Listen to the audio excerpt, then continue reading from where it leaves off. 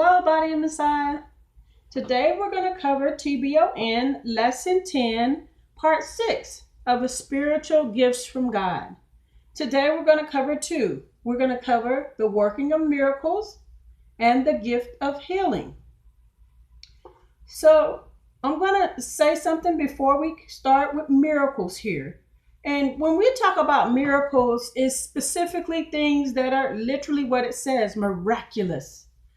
But I want to say something at the beginning associated with miracles. Miracles should reveal the whole power, and there should be no shaky grounds when a miracle occurs about the objective of it revealing that the Ruach of Elohim is at work in that miracle. So in these miracles here that we're going to cover, we're going to discuss how they're miracles and explain each scenario. Now, I've noticed that a lot of people over the years, through some type of sensationalism, have tried to place this gift of miracles attributed to things that may not be of the Most High God or from His Spirit.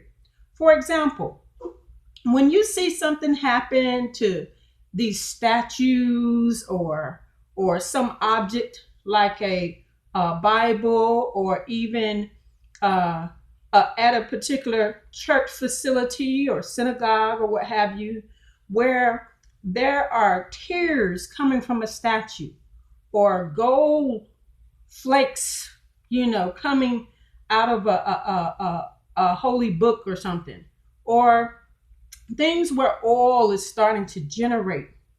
People want to assign that a work of miracles from the Most High God. But I would not be so quick to say that that is a miracle. You got to remember that there are principalities and demonic activities at work that will try to give glory to an idol or an object or a building or a location or a statue that has nothing to do with the Ruach of Elohim. So whenever you observe miracles, you have to see that there is an objective of something that is being fulfilled that shows the glory of the Most High God. So if you see a statue and it's starting to cry and tears are coming from it, it may be a demonic deception to make people think that they should go and bow down before a statue, which is nothing but an idol, and pray to it. So you see that sometimes when it comes to Roman Catholic Church, where you see statues of like Mary or what they perceive to be Yeshua on a cross. These are demonic deception, because you got to understand in the latter days it says that even there can be miraculous lies that occur from Satan. So we have to be very cautious of that. As we go over these miracles here, you're going to see that there were specific purposes behind it. So let's begin. In 2 Kings chapter 4, we see a miraculous event occurs where oil is being multiplied for a poor widow. This poor widow's husband had died, and there was a debt that was owed. The debt could have been owed by her husband, but the debtor was coming to collect. And if she did not have the money, her children were going to be placed into servitude or slavery for this debt collector. So she cried out to Elisha, Elisha. Some people pronounce it Elisha, but she cried out to the prophet Elisha. That's what I'm going to pronounce it. And asked him to help her because she had no money. She had no means. And she did not want her children to go into slavery. So what he did is told her to collect empty vessels, potteries or vases, or maybe even glassware. And so he blessed some oil, and she began to pour this oil into these other empty containers. And it filled up like 5, 10, 15, 20, several dozens of containers. Could have been even up to 100. And he told her to sell this oil to pay off her debt so her children would not have to go into slavery or servitude. And she could use that forever to live off of. So this is the miraculous thing that happened. One vessel of oil filled up dozens, several vessels. And you know that's nothing but a miracle from the Most High, because the oil was multiplying. So for a purpose that she could pay off her debt and her children would not have to go into servitude under this debt collector. You have another instance where there is this Elisha. He raises a widow's son from the dead. This widow was named a Shunammite woman. This Shunammite woman talked to her husband, and whenever Elisha would come through town, she told her husband, let's make a bed for him and a room, a place for him to stay whenever he's traveling, so it could accommodate him, so he could rest and be at peace. And because of her kind acts, that Elisha and Gehazi could come there and rest and be at peace, and she provide food and a comfortable spot, he said to her, I would like to bless you. And what is it that you are in need of? And she was saying she's okay because she lives amongst her people. Basically, she's fine. But Gehazi mentioned to Elisha that her husband is very old and she doesn't have a son. And so Elisha prayed to the Most High and told the Shunammite woman, a year from now, one season from now, you'll be holding a son in your arms. And she was like, don't play with me, don't joke with me. And he was like, I won't lie to you. So she did. She was blessed with having a son. So this son that she had, and she was so happy and overjoyed to have, he was going out to the field where the reapers were reaping. I think he was looking for his dad. And somehow one of the tools from the people who were reaping the harvest accidentally hit the young man in the head and injured him. And so from this injury, he died. The mother was grieving, so she took his body and laid it up there in the same upper room bed that Elisha was. And then she went to go see him. So she told Elisha, how could you? You said you wouldn't lie to me. Why would you give me a son if he was going to die and be taken away from me? And so Elisha told Gehazi, look, I'm going to travel ahead. You travel ahead of me and take my staff and lay it on the face of this young man and see if this raises him up. And so Gehazi did as Elisha said, and it didn't wake the young man up. And so when Elisha got there, I guess he was moved by the Ruach of Elohim to place his face upon his face, his eyes to his eyes, his head to his head, and his hands on his hands.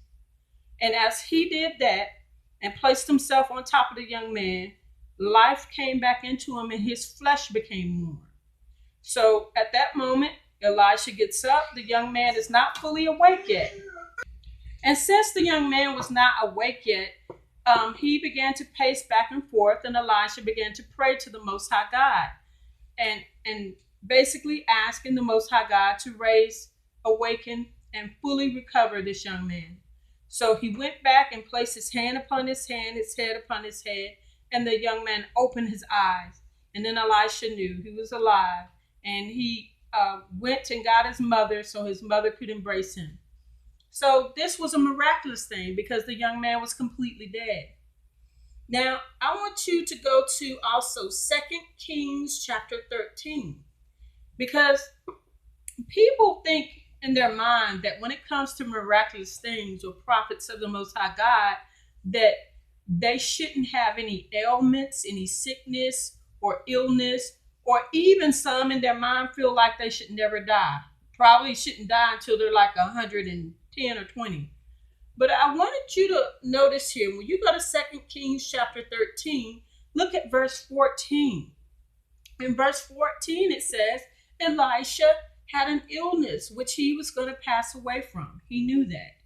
And so he did pass away from this illness. I want to mention that so people will understand that a gift from God, from miracles to the gift of healing, is literally that, a gift from the Ruach of Elohim. That doesn't mean the person that is granted the gift is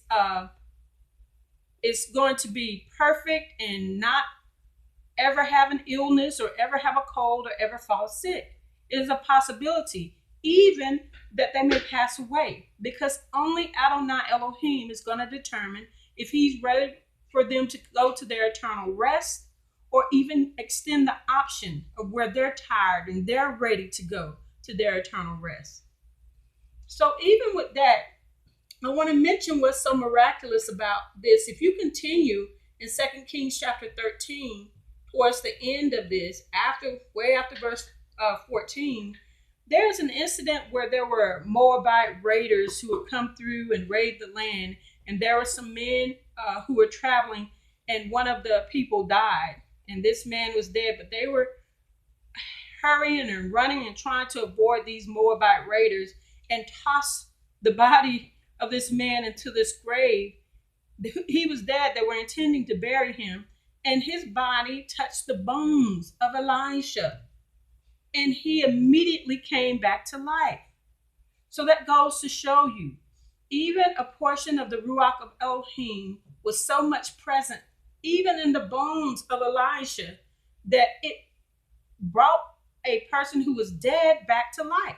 That's miraculous. So it goes to show you that the power of the Most High God dwells in Rome and functions as the Most High God would have it do. Outside of no matter who the person is who may have the gift, or if God even gives them the word and the sign of a miraculous event. But it's amazing that even his bones, he is well gone and passed away, was attributed to having the Ruach of Elohim so much that it awakened a dead person. Now let's go to John chapter 6, verses 1 through 15. Here is where you have our Messiah who is traveling to and fro, and there are groups of people following him because they observe the miraculous acts of healing that happen, where he's opening the eyes of the blind, causing the deaf to hear, and all types of miraculous healings are taking place. But the people have been traveling and following the Messiah, and it was a multitude of people. So the disciples were like, we know the people are hungry. We need to go and probably get some bread so they can be fed. They probably were following him for hours and probably a few days. And so Messiah asked them, is there, any food amongst them? And they said it was a young man, a young boy who had a basket with fish and bread, a loaf of bread. And so the Messiah said, hand me the basket. He took the basket of fish, held it up towards the Most High God, his heavenly Abba, and gave thanks. Then when he brought the basket down, it was multiplied. The same happened with the bread. And so as they passed these baskets around, it fed the whole multitude. You're talking about a few thousand people that were out there. And so this was miraculous, but it shows you even our Messiah will look up to the heavenly Abba because he knows that's where the gift and the miraculous comes from. It comes from the Most High God. So he extended it up towards heaven and gave thanks to the Most High God. And he blessed the basket of fish and bread to be multiplied so the whole multitude to be fed. And there was even leftovers. I just want to point out the fact over and over again that Elisha, being a prophet of the Most High God, and even our Messiah knew where the source of the miracles came from and the gifts of healing. So here we have John chapter 11, verse 32 through 44. Here is where Lazarus is raised from the dead. Lazarus was Messiah's one of his best friends, and he had passed away.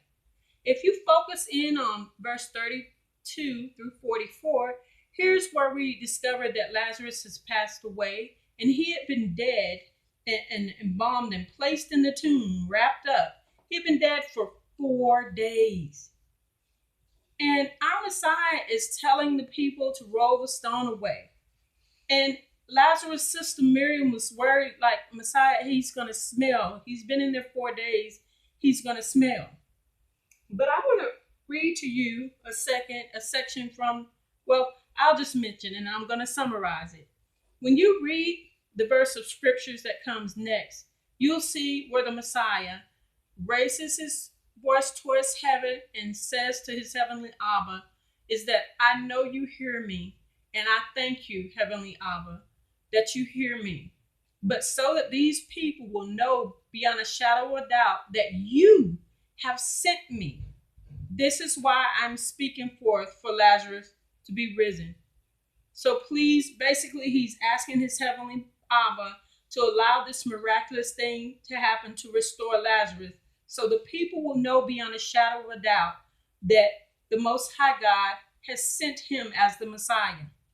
And it happened. Then he said, Lazarus, come forth. And then Lazarus began to walk forth, even wrapped in all the stuff that he's bound with. And Messiah says, cut off, these bindings of cloth and let him go, set him free. So it was done for a purpose, as a miraculous event, to show the people that the Messiah is who he is. He is the one who fulfills the prophecy of the new covenant. And the people believed so much so that they were wanting to try and grab the Messiah and immediately make him king of Israel. And so he knew that his purpose was not fulfilled. So he hid away from the people and left. So in every miraculous event, there is a purpose for the glory of the Most High God. Just always remember that. There is no purpose behind things like I said, when statues are crying tears or gold leaflets or whatever. Because behind the scenes of those particular things is trying to bring glory to idle things. Even a building sometime, a brick building, a wood building, a place of worship, or even if you notice that there are leaders or particular leaders of congregation who want to glorify these idle things that have no purpose, then you got to be weary of that. Okay? God wants his relationship one-on-one with you. You can talk to him just as any other person. And it's fine to have someone who you know is a child of the Most High God to pray for you. But don't ever get lost so much in the sauce that you're relying on a person or an object over the Most High God. Those will become idols to you. Okay? Now we're going to go over here to the gift of healing. And in the gift of healing, we see in 2 Kings chapter 5, we have Naaman, the army general who was healed of leprosy. When we read this whole chapter 5, you'll find that Naaman, came to Elisha once again, and he was bearing gifts. And Elisha was like, no, I don't want any of your gifts. I refuse that. Remember how I said to you over and over again, you will never see in God's word where a person exchange a gift from the Most High God for money that causes people to lose the purpose of understanding that it literally is a gift from the Most High God, and it's nothing you can do to physically, financially pay for it. Okay? You have to understand that. But one thing that happens here, I want to point out, is that Elijah told Naaman to go and dip a certain number of times into the river Jordan. And at first he was so arrogant, like, I don't want to jump and go into this nasty, filthy river. I don't want to have to. And one of his right-hand army generals told him, listen, this man is a man of God. Just listen to him because you have basically nothing to lose. What if you don't dip and you're not healed? But if you do and you are healed. And so Naaman went and he dipped and he was miraculously healed of leprosy. Okay? And when you read this whole chapter, you'll see where Gehazi did something that he was not supposed to in trying to take the gifts and the items that Naaman was trying to offer Elisha, and he took them for himself. And then Gehazi got cursed with leprosy. Isn't that something? So there's a danger there. God don't want anyone to be deceived to think that they can exchange anything for his gifts that he grants, because he is the only source. Now we'll go over here to Genesis chapter 20, verse 17 and 18. Here we have patriarch Abraham. I wanted this to show an example of how sometimes even a person who does not believe in the Most High God, which here is King Abimelech, got a visitation by the Most High God through a dream. And God threatened his life. And he was awakened to understand that I got to do right by Patriarch Abraham. You see, Patriarch Abraham was traveling with his wife Sarah, and he was fearful because she was so beautiful that the people under King Abimelech, these people don't fear God, they don't know God. So he told Sarah, pretend that you're my sister, which is the truth. She was his half sister. They had different mothers. So what happened is Abimelech, he took Sarah and Patriarch Abraham under his household, and he was showering Sarah with gifts because he was basically trying to court her, trying to make her part of one of his wives or what have you, or concubines. And so when God visited him, he said, if you touch her, you will surely die. You'll be dead, basically dead as a doorknob. And so this shook him. And even Abimelech said to the Most High, I didn't know. I would never offend, Abraham like this or this person. I didn't know. And God said, I know this. That's why I didn't allow you to touch her. So he told him, basically he told Abimelech, King Abimelech, go to Abraham. He is a prophet of mine, and he will pray for you. So basically the women in the household under Abimelech, I assume that while Patriarch Abraham and Sarah was there, they were there for some months, maybe even a year. But all the women under Abimelech's household, from the slave women to the concubine to the wives, were not able to have children. God had sealed up their wombs, closed their wombs. And so he instructed Abimelech, when you go and make amends with Patriarch Abraham, ask him to pray for you. And when he prays for you, then your household will be restored. So if Abimelech, I'm pointing out, was hard-headed and did not listen to what the Most High God said, he probably would have died, and his whole household, the birth line would have ended, because there wouldn't have been any woman under his household able to have children. But he abided by what the Most High said and went to Patriarch Abraham, and after he prayed for Abimelech's household, the women were able to give birth. Now, isn't that something? The gift of healing can come by different avenues, even from those who initially didn't believe. Now we go over here to Genesis chapter 30, verses 1 through 2, and also we'll fast forward to verse 22. Here is where we have, if you read Genesis chapter 39 towards the latter second half of Genesis 39, you'll see where God opened the womb of Leah, Rachel's sister. Her name is spelled Leah. And the reason why God opened her womb is because God knew that Jacob or Israel did not love Leah. And God is the great equalizer. He knew that Jacob did not love her. I pretty much believe that Jacob kind of resented her because he never intended to marry her.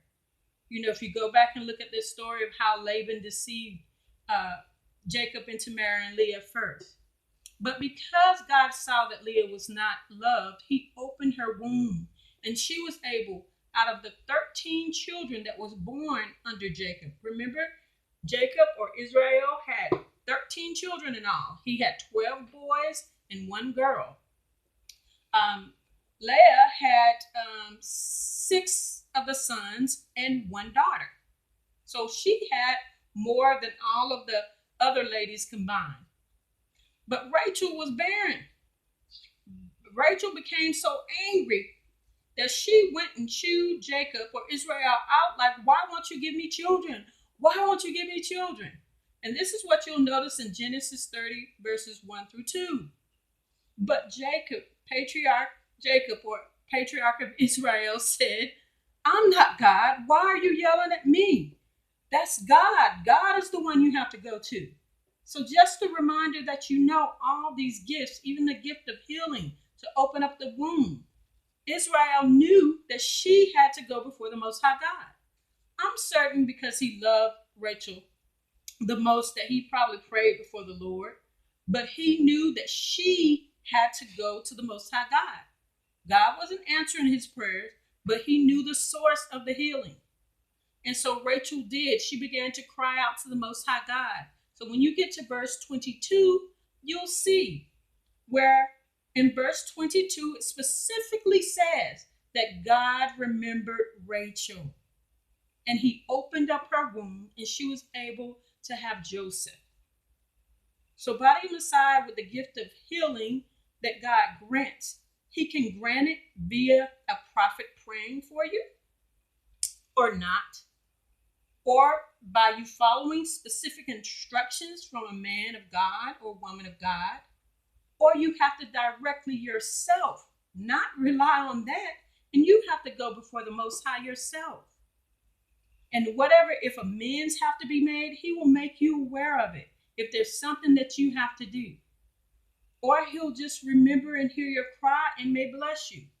But don't get so wrapped up in relying on a particular person or thing, even if they are a prophet of the Most High God, in order for you, if you request of something and ask of something before the Most High God, for you to go and ask him. That doesn't prevent you.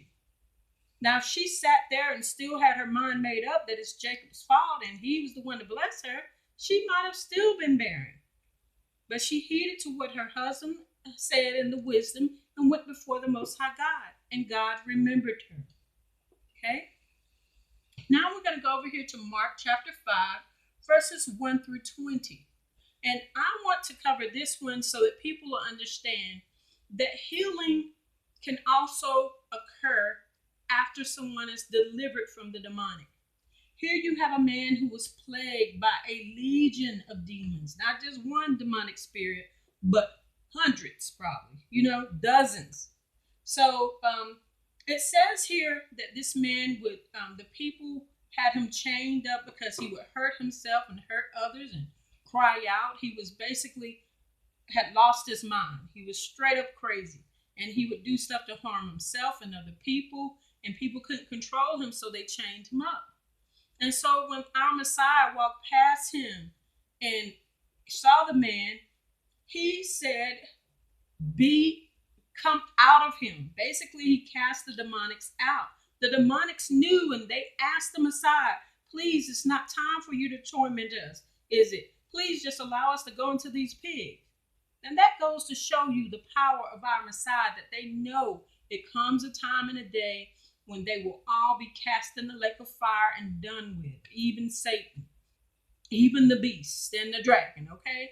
So the demons were cast out of him and they went into the pig. And what is so wild is even the pigs felt like this was so disgusting that they ran off the cliff. And you're talking about hundreds of pigs dying, just running off the cliff, committing suicide. These demonic spirits were tormenting this man. And it says here that after the demons was cast out, he was healed. So the man became clothed and in his right mind, and his mind was at peace. And the people came and saw it. They were amazed by it, but they were also angry at our Messiah because their herd of pigs was gone. And I know it was a source of income, but I'm like, wow, don't y'all marvel at the fact that this man is now in his right mind? Now, don't get me wrong, Body Messiah. It doesn't mean that every person that has a mental illness needs the demonic cast out of them. Some probably do, but do not get it twisted. When people have afflictions mentally, they need to seek out therapy also so that they can be at peace. Because sometimes it's trauma that has happened to them in their life. It's abuse that has happened to them mentally, emotionally, and physically, and sexually, that they have to have peace in their mind with. And things have to happen. They may need therapy for that. See, this man, how did he acquire these legions of demons? He was in a region where the people in that area of Rome worshiped these gods and goddesses who were basically demonic spirits. And they would do rituals and things that were not of God. And this is possibly how he acquired these demons, because they carried on these particular practices. So keep in mind, even though this man got healed and these demons were cast out, if he returned back to that idolatrous behavior and those demonic practices, he could get possessed all over again. This leads us to here to back up the point that I'm making. John chapter 5, verses 1 through 14. Here we have the man who was invalid and he couldn't walk. He hadn't been able to walk for 38 years. He was in an area where they would go down to the pool and this pool get troubled. Some people believe that there was an angel or something that troubled the waters, and people who had all kinds of ailments could go to the waters and possibly be healed. Well, I beg to differ. If this man has been there for 38 years, or possibly or just not able to walk, and he was going down there all the time, our Messiah proved that that pool was not necessary for this man to be healed. And he asked the man, facetiously, like, what is it that you want or need? And he expressed what was going on, that he was trying to make it down to the water so he could be healed, but people run in front of him. And our Messiah basically said, pick up your mat and walk. And the Ruach of Elohim entered him and allowed him to stand up and pick up his mat and walk away. So he was miraculously healed. But let me point out, when we fast forward to verse 14, when Messiah, after he was healed, Messiah had dipped out and took off through the crowds, and the man didn't see who it was, that he was talking to. And so our Messiah, when we fast forward to verse 14, has seen this man since he was healed and able to walk. And he discerned that this man was doing some wrong things, because he specifically says to this man, look, you've been healed. Stop sinning so nothing worse happens to you. So by the Messiah, that means this man was healed and able to walk, but our Messiah was making him aware that even though you've been healed, you better stop sinning. So I don't know what sin he was partaking in. He could have been, chasing women. He could have been stealing. He could have been robbing people or beating up the poor and the needy. He could have been partaking of any other type. It says sin. He could have been partaking in idol worship and engaging in practices that were demonic. But our Messiah is warning him, if you don't stop sinning, something worse than you not being able to walk will happen to you. You've been healed, so this is your opportunity to move forward. I want to point out these things so we'll understand that when a person is healed, or the Most High God grants this gift of healing you or someone else, you cannot forget the standards of the Most High God that he laid out in the Torah. You can't go about willy-nilly leading a life of chaos and being a heathen after the Most High God has healed you. He has a standard for you to abide by that will preserve your life and extend it. So never forget that. We have to understand that, I've heard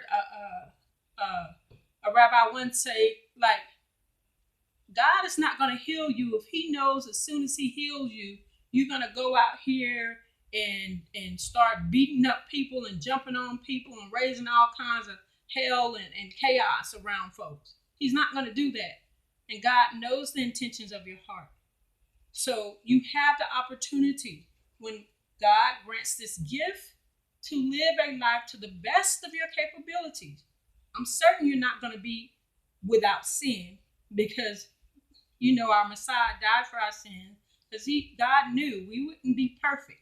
But you have to do your best to hold on to the standards of the Most High God, or you will be in jeopardy of something worse happening to you, okay, after you're healed. Now I want to adjust the camera because I want to talk directly to you guys about the gift of healing. I had to adjust the camera because I wanted to give some direct examples of associated with healing. Because like I said, a lot of people feel like they have tried to attach some attributes to the gift of healing that are not factual things. So for instance, there are some people who feel that if you fall sick, if you have an illness, that you don't have no faith in the Most High God. It's the same thing with mental illness. They think that if a person has depression or mental illness, then they don't have faith in the Most High God. And that can be far from the truth. God grants gifts as He sees fit. You will see there are people throughout the Bible, not just in the case of Elisha, but also Rabbi Shaul, where Paul, he had an ailment or something that was aggravating him for the longest. And he would always say, why, Lord, why does this affliction keep happening to me? And our Messiah basically is letting him know, our Most High God let him know that His grace is sufficient. God had blessed Paul with many miraculous things to happen through the Ruach of Elohim for other people. And still he had an issue. Even when we look at Jacob here, Israel, his hip was out of joint, wrestling with the angel, or what they perceived to be is him wrestling with an angel of God Himself. He had that hip ailment, but he's one of our patriarchs. So a gift from God is literally that. It doesn't mean that you're going to be all perfect, but God allows things so that people will understand that the gift comes from Him and Him alone. His grace is sufficient. Not everybody is going to be perfect and healed, and it's not based on whether or not they have enough faith. We are humans with human bodies. And if God chooses not to remove an affliction, we still have to trust in Him wholeheartedly. Okay? So that our faith will not waver. Because I'm telling you, you seek for anything else outside of Him, and you will be entertaining the demonic being used and abused. Now, let me give you a particular example. I know, I'm going to give an example. I know 3 people who had a sickness or illness, and they were not given a long life sentence for this illness. 2 of them got healed, and 1 got healed, but they went out in this wild lifestyle, and I guess forgot about God and God's standard. And so another illness came upon them, okay, because of their lifestyle. These other 2 people have been healed and stayed healed. Doesn't mean that they've been perfect, but it's been over 20 years since God has healed them. And their health has not fallen to the point where they were on their deathbed anymore. So besides, people always think, I gotta go and do this particular thing or do that thing, or go to this man or woman of God, as a secret fix-all, the end-all. Nothing works better than you and your personal relationship with the Most High God. That way you can be assured. Maybe it's time for Him to call you home. Maybe not. You never know. But you won't know if you never make an effort to have a personal relationship of prayer and faith in the Most High God. We all individually have to do that. Okay? Now, I'm going to give another example of healing that didn't work out, but it worked out. Let me describe it. There was a person who fell sick because this person had a stroke or a heart attack, and this person was in a coma, basically, on life support. Okay? People in the congregation gathered together and would begin fast and pray. And I partook in it, fasting and praying, going up and praying for this particular person. Okay? That God would fully restore them and heal them. And it didn't happen that way. And I inquired of the Most High, like, Lord, what is it? What are we missing? We love this person and we want them to be fully restored. So why were they not healed? So God brought me an answer when I was watching the testimony of this particular man who was going into the doctors to have a simple operation on his appendix or gallbladder or something. I don't know which one. But something went wrong during this simple operation, and he died for at least 15 minutes or 45 minutes, something like that. He literally was considered and declared dead. But his wife was praying for him. His wife called all these congregation members to pray for him. And he gave a testimony that he could see his spirit, rising up from his body. And then all of a sudden it was like a flash of light, and he was in the presence in this beautiful, beautiful place. And the way he described it, it just brought me to tears. It was just happy tears, because he said the environment he was in, it was like grass and flowers that swoon and sway in the wind, all to the glory of the Most High God. He knew that he felt that everything was lit up and was vibrant because of the love of the Most High God and His Spirit. And he said the place he was at was so perfect, and it was overwhelming love and peace, no sadness, no illness, perfection. And he said he saw this presence that was coming towards him, and as it came closer, he knew in his spirit that it was our Messiah. And so he said, as he's facing him, and he's like, this is our Messiah. He knew it in his spirit. Then all of a sudden, Messiah turns, he said, because basically, like, he knew that when he was turning, that he was directing his attention to something else. And when Messiah turned and looked the other direction, there were these two huge angels, he said, that came and stood before the Messiah, and they were communicating without words. He said it was so beautiful and amazing.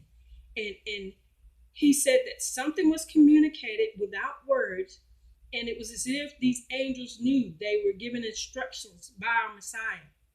And he said it was so beautiful at how these angels backed out and bowed out to the Messiah, like, yes, we're going to do the task he sent them to do.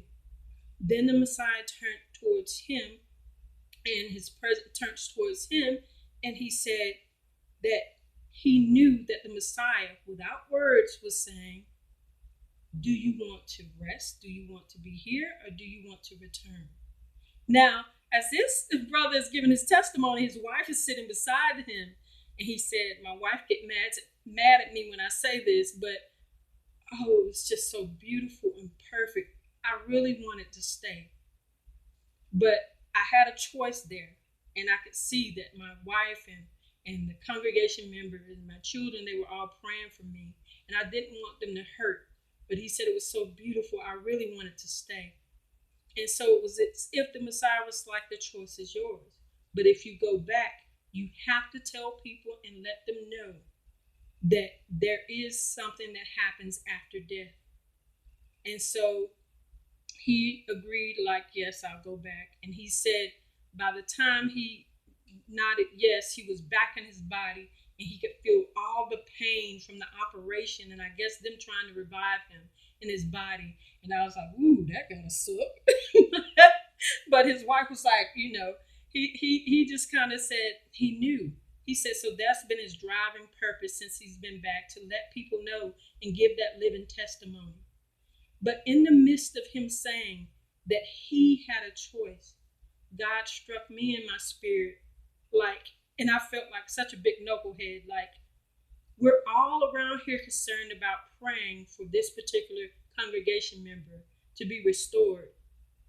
But what if she had the same choice as this brother did, and she chose, I don't want to go back, I'm at peace? Her choice and her decision overrides us. By the Messiah, we got to accept sometimes that people may be tired, and they want to go to the bosom of Abraham and be in their eternal rest. Well, to fast forward, after she was taken off life support and passed away, weeks and weeks later, it was revealed, and her family shared with everyone, that she had it written in her will. It was her wishes, because she had another family member that had ended up on life support, and she saw that family member suffering, and she said she never wanted her life to be drug out on earth. She wanted to go on to be in her rest. And so her request specifically, that if she ever had to be a choice between being on life support, she did not want to be on life support. She wanted to pass home because she's at peace. She knows where she's going. So Body Messiah, in praying for even loved ones, family members, and people that you care about, friends, you have to understand that besides the fact that God grants us with a choice to pray for them and pray for their healing, you have to keep in mind that they themselves have a choice first and foremost. Sometimes they're tired, and God has given them a preview of the shalom and the peace and the joy that they'll and the eternal rest they will reside in. And so don't get upset or hurt and think that you failed. It's not about you. They're given a choice, and if they're tired, they're tired. And they feel like if they're going to move on, that God is going to equip you with enough strength spiritually to continue until your time comes. Okay, Body Messiah. Well, this is the end of part 6 of TBON Lesson 10. We're going to cover what I consider the last two that I'm going to cover as far as the spiritual gifts, and that is visions and prophecies. So I may have to do 2 parts for that because prophecies have become so complicated in these latter days. I haven't made up my mind yet. I have to pray about it and let the Most High guide me. But those will be the last 2 that I cover. Well, I'm glad that you're able to join me. And like I always say to you, may Adonai Elohim cover and surround you and your family, shield and protect you, and envelop you all in his shalom peace. Goodbye.